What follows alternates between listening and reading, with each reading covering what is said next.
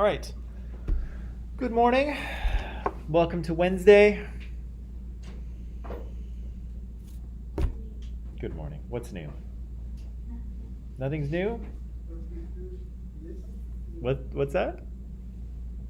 What's new? Nothing's new? It's a sunny day, yeah. A little cold. A little cold, but still okay. It's nice that it's clear. You can see the mountains. Beautiful. Beautiful. I guess kids in public schools, they get spring break next week. We don't. They do. But we're also going to be done the first week of April, and they're going to continue on until the end of June. So, yeah. Do you want to trade them? Want to trade them a week off for 2 more months? 2.5? No. Different schedule. Okay. So yesterday we were talking about a few Cold War things, right? We said we were seeing a really big change in how the United States saw itself, right? And what role it was going to play in the world. We said previous to about 1950, America was isolationist. They kind of minded their own business unless they were pulled into world affairs like they were in World War I and World War II. But for the most part, they kind of really wanted to keep to themselves. But here, we see a big change, right? Harry Truman is going to go before Congress and say that the United States needs to support free peoples who might be under threat by people inside the country or armed forces outside the country. We have this policy paper here, NSC 68, which says that in order to contain communism, the US is going to have to build up a massive military and exert kind of firm pressure on the Soviet Union, trying to keep them from expanding, right? And NSC 68 suggests the idea of the United States as kind of a global policeman, right? And so that's kind of the United States that we're probably more familiar with, you know, for better or for worse. It's not to say that everything the United States has done has been wonderful and fantastic, but certainly, you know, under the threat of this kind of totalitarian ideology and regime in the Soviet Union that wants to spread to other places, you know, the US was there to counter that, and probably in a way that no other country was really capable of doing, right? And so this was a big thing, right? Unless you would have preferred to see a communist world, but if you didn't prefer that, this is a big thing that the United States did, right? And we saw that very early in the Cold War, they were spending a lot of money with the Marshall Plan. They were flying goods into Berlin during the Berlin blockade. They were, you know, spending a lot of money and a lot of resources to contain the Soviet Union, right? So it's kind of a big turnaround for the United States, but one that has a pretty significant effect on world history, right? We saw a little bit about the Korean War in the documentary yesterday. I think the documentary goes into a little bit more detail in the Korean War than the book does. And it was kind of a big deal for Americans, right? Americans participated in World War II, of course, but this was a war that was mostly fought by American soldiers, right? And so we said just like Europe, Korea was partitioned about halfway through because the Allies had liberated South Korea from the Japanese, but the North Korea was liberated by the Soviet Union, right? And so that was everybody kind of forgot about that at the end of the war until Kim Il-sung, with some Chinese and Soviet backing, thought that he could move south and sort of make all of Korea a communist state, right? But again, with the US, Truman had just promised to defend people who were facing outside aggression. Here were some people facing outside aggression. And so the US was kind of forced to act, right? I think when he was originally speaking, he probably wasn't thinking of Korea. He was probably thinking of Europe. But here, the situation occurred and the United States was kind of obligated to act, right? So with the help of the UN, they go in, they kind of fight a war back and forth, but ultimately not much is going to change for Korea, right? Because the communists will kind of take almost all of Korea, then the Americans will push them almost all the way back into North Korea and almost into China, and then the communists will kind of push them back down, and finally we'll end with a ceasefire, right? With an armistice, and Korea will remain divided at the 38th parallel. And even to today, that's the case. So there's no formal peace treaty between North and South Korea. Technically, they're still at war. Don't tell anybody that, but technically they're still at war. They just have had a ceasefire for 72 years almost. So kind of nothing really got resolved, but of course the US continued to station troops in South Korea and assist South Korea. North Korea continued to be assisted by a little bit by the Soviet Union, but also by communist China. And that kind of leads to the situation we have today, right? A divided Korea, one kind of very Western in its kind of approach, and one kind of a Soviet totalitarian dictatorship sort of thing, right? Yeah, so after this happens here, after the Cold War happens, the US kind of sees that they're going to need a strong military presence, or a stronger military presence in Southeast Asia, right? Because there will be Soviet and Chinese communist activity in that area. And so you can see they create a few military alliances there.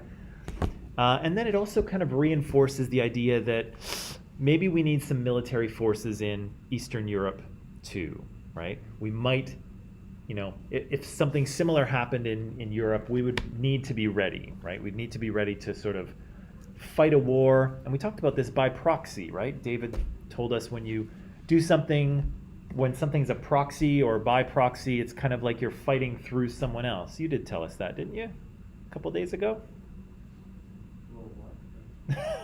Didn't you tell us what proxy meant?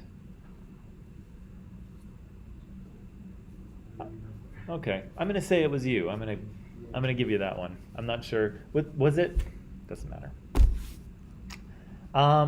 So just in case they have to fight a proxy war with the Soviet Union. Yeah. Okay. I thought I was going crazy. Okay. So I think, did I ask you to read this yesterday? No, I didn't ask you to read it because we were watching the documentary.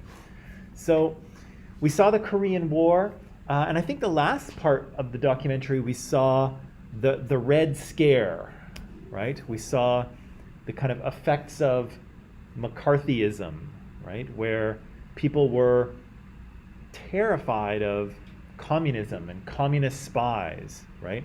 They kind of got freaked out, right? The Americans kind of got a little paranoid, and they started wondering, were there Russian spies everywhere? Was everybody a communist? Were there communists in the State Department? Were they on the verge of being taken over from the inside, right? And everybody gets kind of spooked, right? And so there's a bit of a witch hunt going on. Do you know what it means when something is a witch? When somebody says something is a witch hunt? You know what that means? It gets used a lot here. It's kind of like this happened in Europe and in the United States in the 1600s, I think, where people got really freaked out about the idea of witches.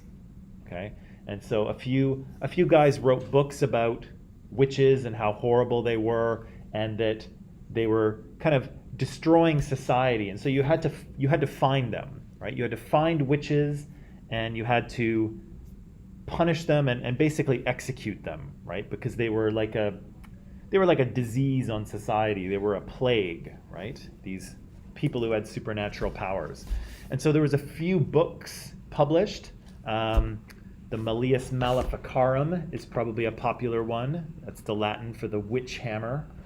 And so these books came out, and they actually told you how to figure out if someone was a witch, right? And how to punish them if they were. And so, again, people got really spooked, got freaked out. People started looking for witches everywhere, and of course they found them.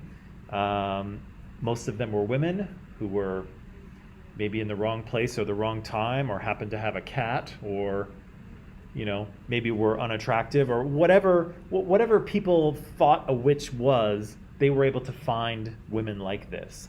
And lots of women were tried and executed as witches because society was so terrified of this sort of plague, right? These witches who were all around us making our lives miserable. Are there witches? Do actual supernatural witches exist? No, right?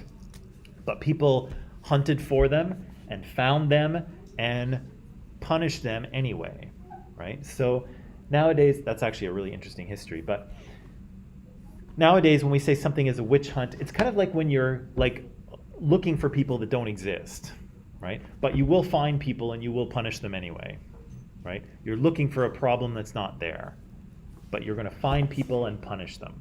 Does that make sense? Yeah. So here, the communists, or the idea of the Red Scare, it's kind of a witch hunt, right? People are terrified of communists, and so they're looking for them and they're finding them anywhere. Granted, there are some Soviet spies in the United States, for sure, right? Some of them get caught. I'm sure a bunch of them do not. But they're nowhere near as popular as people think, right? And so people are really freaked out. They're looking for communists. They think Hollywood movies are transmitting communist messages. And so Congress sets up a big inquiry, and they're interviewing all these Hollywood producers and directors and actors, making sure they're not communists. And it's all ridiculous, right? It's not really based in that much reality. And then we met Senator Joseph McCarthy, he felt he had a list, right? He's like, I have here a list of communists who are in the State Department of the United States government. No proof, right? But he kind of scared everyone anyway, right? And managed to make himself very popular until years later, when it was kind of figured out that he didn't really have any proof, right? It was all ridiculous, right? So people get a little out of hand with this kind of Red Scare. But again, there's a lot of communist propaganda out there. The USSR was a real enemy of the United States, for sure. And yeah, people got a little bit carried away, right? And it was interesting what Harry Truman said, right, in the video, because he said that, we're not going to, in order to combat a right-leaning totalitarian or a left-leaning totalitarian regime, we're not going to become a right-leaning totalitarian regime, right? We don't want to become the thing that we're trying to defeat, right? The whole thing that people were afraid of is that under communism, they would lose their individual rights. They would lose their freedom, right? And in trying to hunt out all of these communists in the United States, people were kind of losing their freedom in the process, right? And so Harry Truman was saying, we have to make sure that in order to fight the monster, we actually don't become a monster at the same time, right? And so that was kind of an important point. And I think it continues to be an important point when we oppose other countries, right? Because just because we're opposing someone who's doing bad things, does that give us the right to do bad things as well? Right? So, as you can tell here, I have a little bit more for you to read. And I'm thinking, I was listening to a podcast yesterday by a historian named Yuval Noah Harari. And I think I'd like to show it to you I'd like to show it to you maybe tomorrow. It's a little longer than what I would normally like, but he's a historian. He's a popular one. He's written a few books. I've only had a chance to read one of them so far, but it's excellent. And he's talking about the war in Ukraine right now. So in terms of what's happening currently, the history of Ukraine and Russia, and then what it might mean for the future. And he's got some interesting points, and I think it might be worth watching or listening to. But what do you think? Would you like to watch it maybe? It's very current. I mean, it was just published. It's from March 2nd, so it's a week old now. But yeah, I'd like to watch it too. But let me figure that out. And while I do, let's read this section of the text here. And this will talk about, we said that the United States made a big change, right? But we'll see here in this section of the text, the Soviet Union is going to undergo a change as well, because, spoiler alert, Stalin is going to die, right? And so when he does, a lot of things are going to change. Remember, I said that Vladimir Lenin is important because Lenin brings the revolution, right? He overthrows the provisional government, so he's a big deal. But it's really Stalin who makes the Soviet Union what it is, right? And so Stalin industrializes the Soviet Union. He imposes communism on the people, whether they like it or not. Millions, of course, are killed in the process.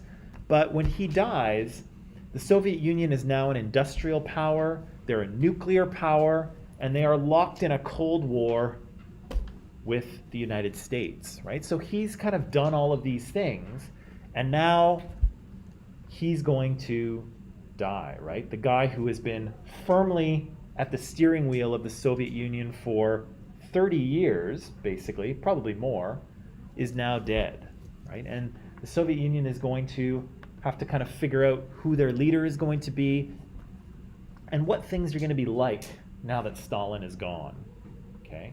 Because everyone, keep in mind, everyone is terrified of Stalin, right? People pee their pants in his presence, right? So he's a very scary guy, but now he's gone and the Soviet Union has to kind of figure out what to do next, okay? So a couple pages to read here, a couple questions to answer. We'll do that. Yeah, and then we'll see. Okay? So for those of you who are online, the reading is going to be in Microsoft Teams in just 30 seconds here. I'm just going to drop it in, and then we can dig into this. There it is.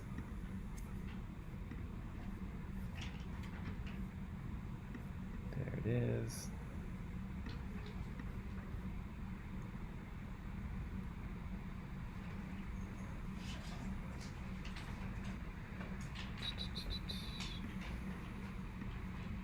Okay, so if you're online, those pages are in Microsoft Teams, so you can go ahead and start reading, and then we'll talk in just a little bit, okay?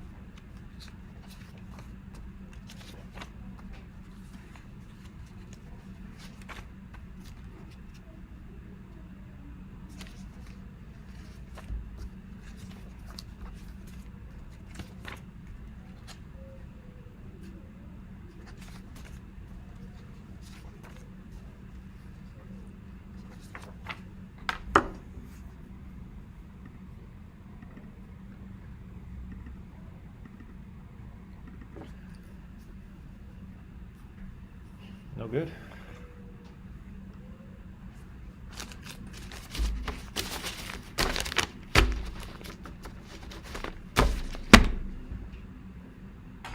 Oops.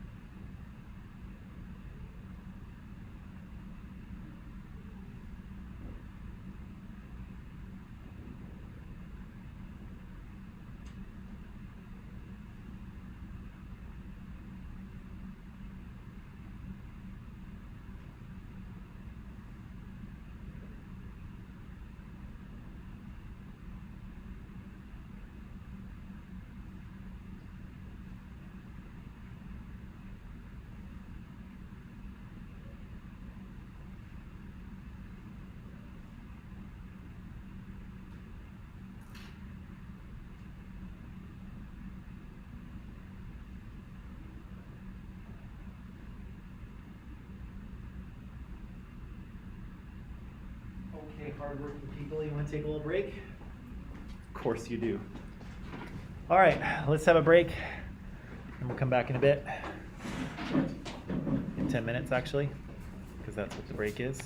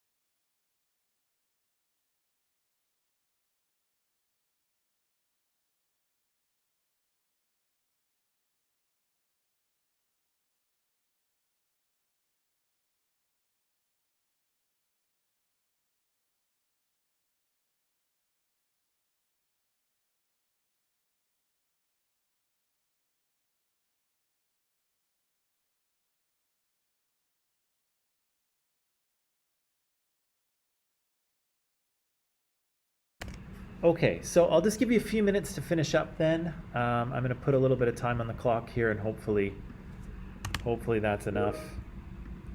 And then we'll talk, okay?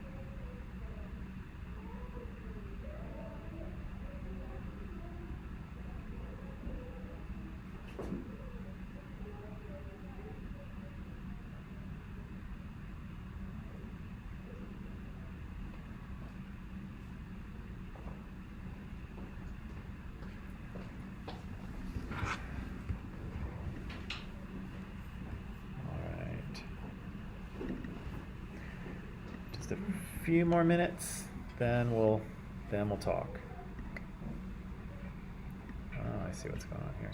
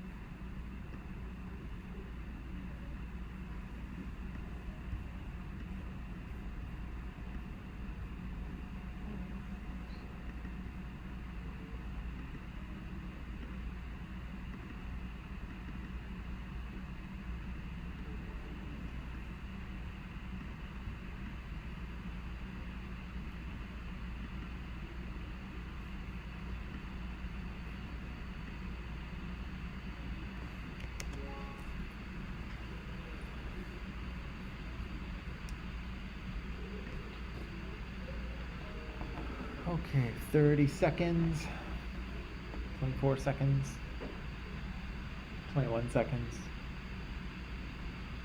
18 seconds.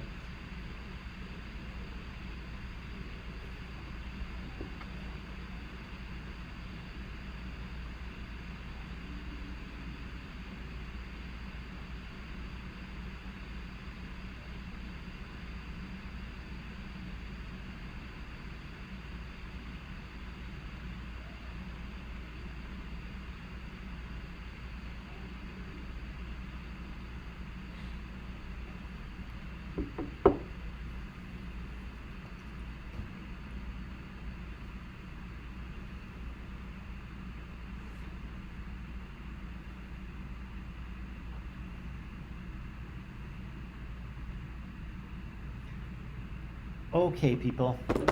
So here we have, I don't know if it's a turning point in the Cold War, but it's certainly a turning point in the history of the Soviet Union.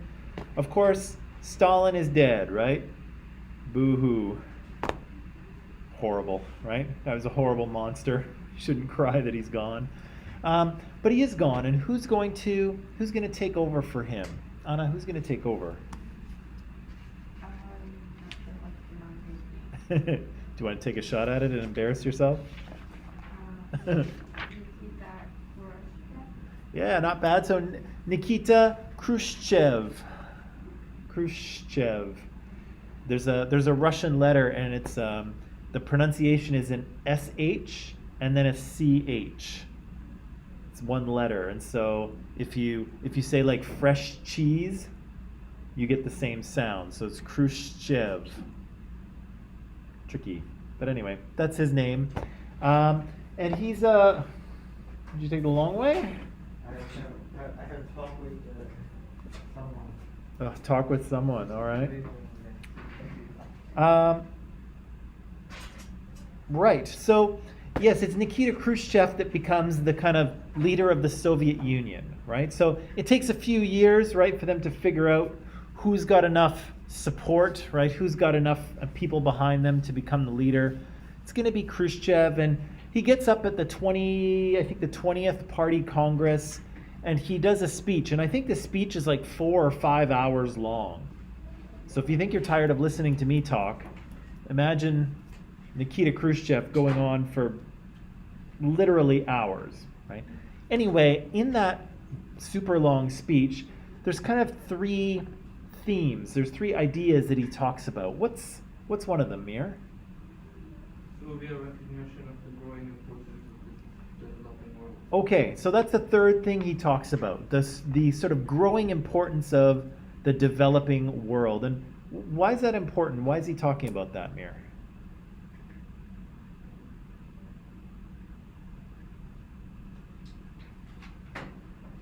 Or why is the developing world important to the Soviet Union?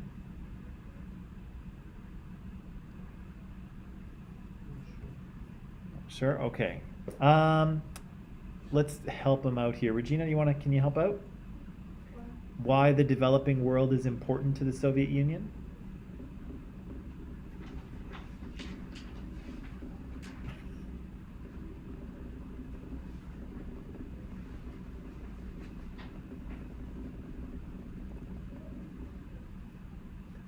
Or anybody want to help out?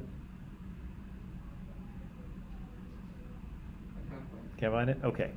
Let me help out here. Let me help out. So the textbook explains that this is a period of decolonization, right? So all of those imperial countries like Britain and France, they had gone around the world and they had taken over different parts of the world and turned them into colonies. But now there's kind of, there's a feeling that, maybe it's not a good thing to sort of dominate all these other countries in a colonial relationship. We need to kind of get out of these countries and let them govern themselves, right? And so this is the period where, like, India will gain its independence, a bunch of African nations will gain their independence, as those colonial powers like Britain and France, they'll kind of pull out, right? And they'll go home and they'll try to get these countries to sort of stand on their own, right? And Some countries have a easier time of it than others, some struggle. But Khrushchev sees this pattern and he's like, wow, look at all these new independent countries that are kind of appearing on the scene. There's a conflict going on between the USA and the Soviet Union. You've got to choose a side, right? Of course, not everyone chooses a side, but lots of people do. So maybe we can try to get these newly independent countries to join our side, right? They're going to need lots of support and investment. Maybe we can get them on our team, right? So Khrushchev talks about this developing world, or at least these countries that have been decolonized and have newly become independent. Khrushchev wants them on Team USSR, right? So that's one theme. That's the third theme. What's the second or the first? Avi, what's? To bring socialism, or like to bring people back into the Soviet, both by improving diversity within the Soviet bloc. Okay. Yeah, that's the second one. That's his many roads to socialism, right? So he kind of says that, maybe there's different ways to get to this pure idealized version of socialism or communism. Maybe there's different ways of doing socialism. Maybe we don't have to do it all one way, right? And maybe the USSR doesn't have to tell everybody how to do it either, right? Maybe everybody can kind of follow their own approach, and eventually everyone will get to this ideal utopia, right? This communist paradise that everyone's kind of dreaming of, right? That's okay. And what's the first one? Yeah, de-Stalinization. Why would they want to de-Stalinize, Regina? Because it's unclear that Stalinist policy was a major issue in the leadership struggle. Yeah, okay. Can you imagine why that might be?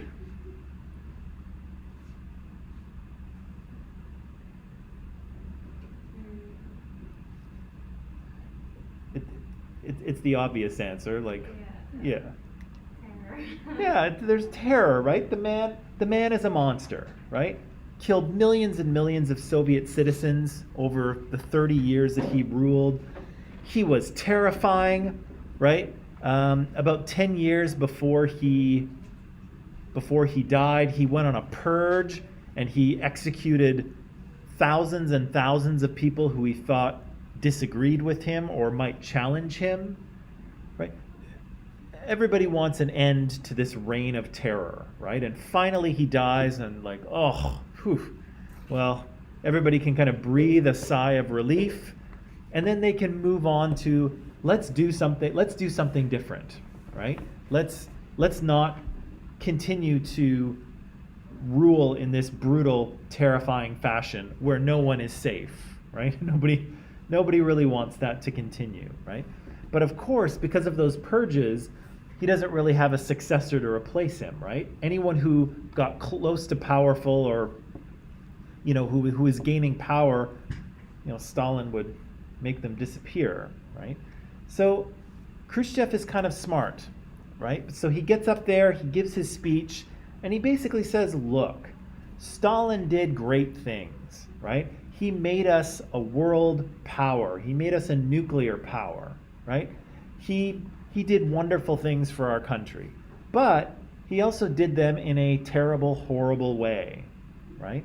And we don't really want to continue that, right? So we want to give Stalin the credit he is due. We're going to continue in a different way, but also we're not going to punish those who were involved with Stalin, right? Because Stalin didn't kill those millions of people on his own, right? He had help, right? He had people that helped him do it. But Khrushchev is saying, we're not going to come after you. We're not going to try and throw you in jail. The past is the past, right? That's all water under the bridge, as they say. We're just going to move in a new direction, right? So the people who helped Stalin do all of the horrible things that he did, Khrushchev is like, don't worry, we're not going to come after you. But also, all you other people who were terrified of Stalin, we're going to move in a different direction, right? We're going to do things a little bit differently, right? So again, everyone in the Communist Party can breathe a sigh of relief, right? We don't have to live under terror anymore, but also if we participated in that terror, we're not going to be punished for it, right? So everyone gets to, thank God that's over, right?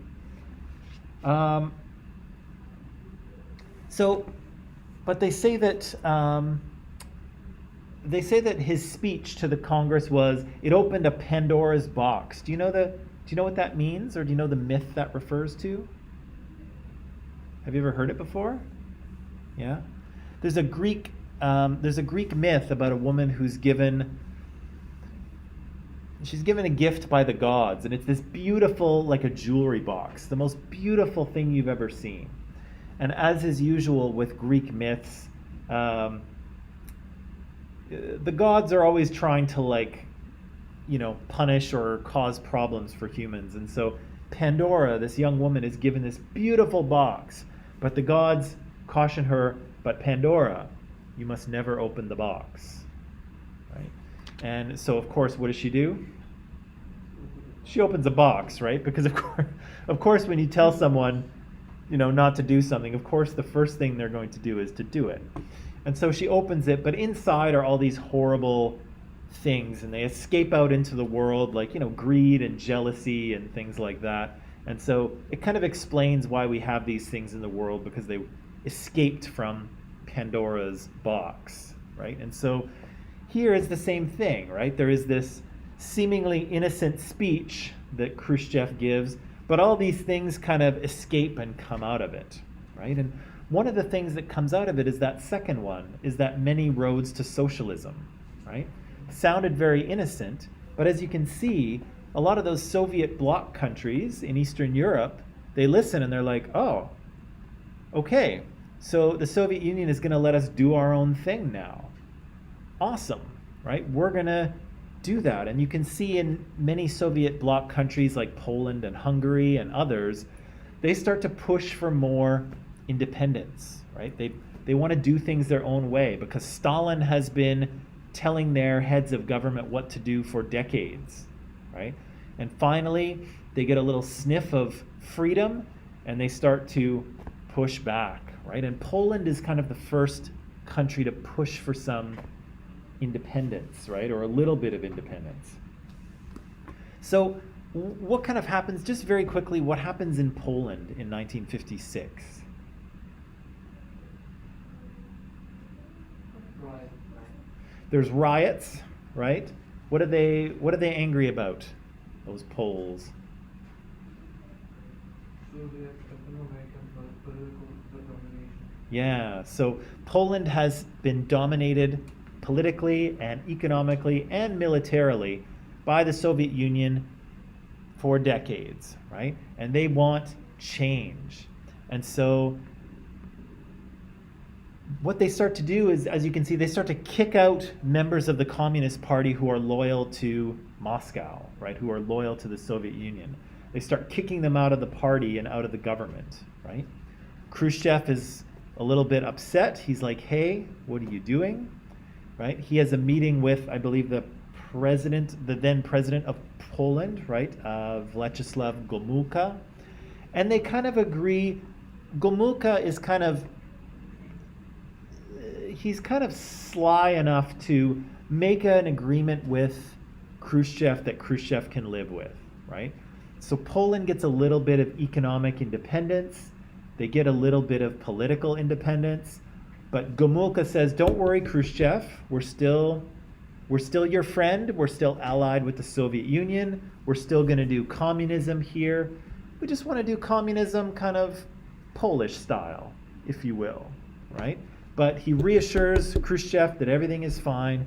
And even though Khrushchev could bring in the tanks and squash the revolt, he decides, I can live with this, right? I can live with a little bit of Polish independence. They're still allied with me. We're good. They're still communist. We're good. But Hungary is a bit of a different story, right? What happens in Hungary?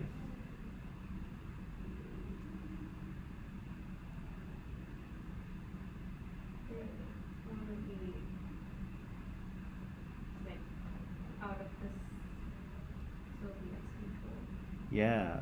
So Hungary wants the same thing that Poland wants, right? They want more political and economic freedom. But then what do they announce they're going to do? Anti-Soviet and anti-communist. Yes, but they're going to withdraw from something. From the Warsaw Pact? Yeah. So Hungary says, so Khrushchev is like, okay, these guys want a little bit of freedom as well, right? They want to do communism Hungarian style, right? And so Khrushchev is thinking, okay, maybe I can let them have this. But then, again, they announce that, and by the way, Hungary is withdrawing from the Warsaw Pact, right?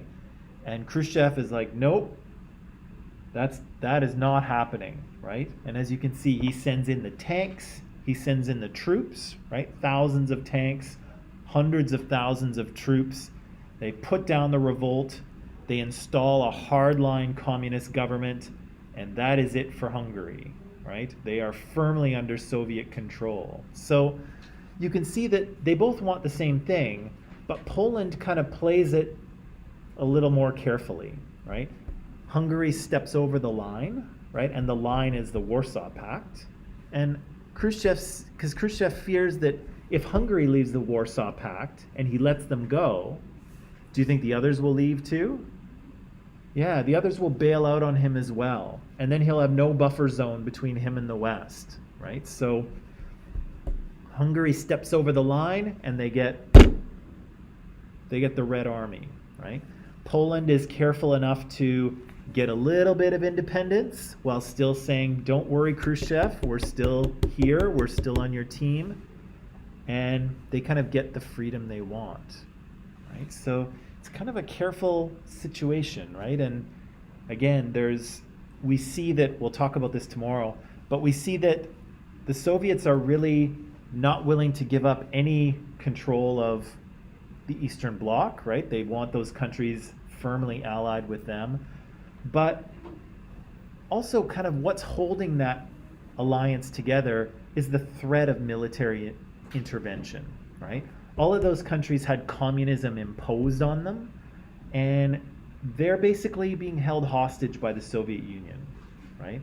And if the Soviet Union put their guns away, those countries they'd be gone, right?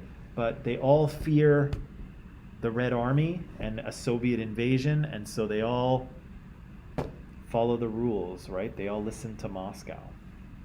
Okay, I want to press pause on that for a second because I have two things for you, okay?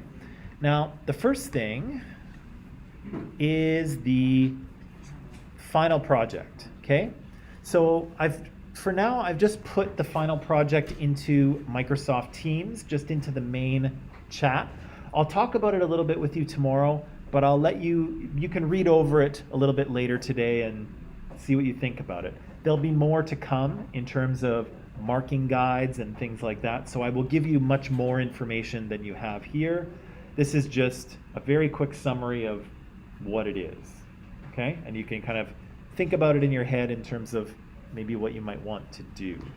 The second thing I want to talk to you about is I'd like to have a quiz with you, and I was wondering what day might be a good one for you. This week or next? I feel like this week might be a bit short notice, but what do you guys think? Do you want to do it this week or early? Monday. You want to do Monday? Yeah. Monday, Regina? Monday? Is Monday okay? David's a little hesitant, but is Monday okay? Oh, okay. So we'll do a quiz Monday. I'll post the classes that are on the quiz in Microsoft Teams as well. But tomorrow when you come back, we'll talk a little bit more about the final project in a little more detail. And again, I'll have some more information for you so that you kind of know how to go about it and you make sure you do the things that I would like you to do so that you can score well, okay? But until then, I think I will let you go if that's okay. Is that okay? Or should I keep you prisoner here? Okay. Okay, I will let you go, and I'll see you tomorrow, okay? Okay.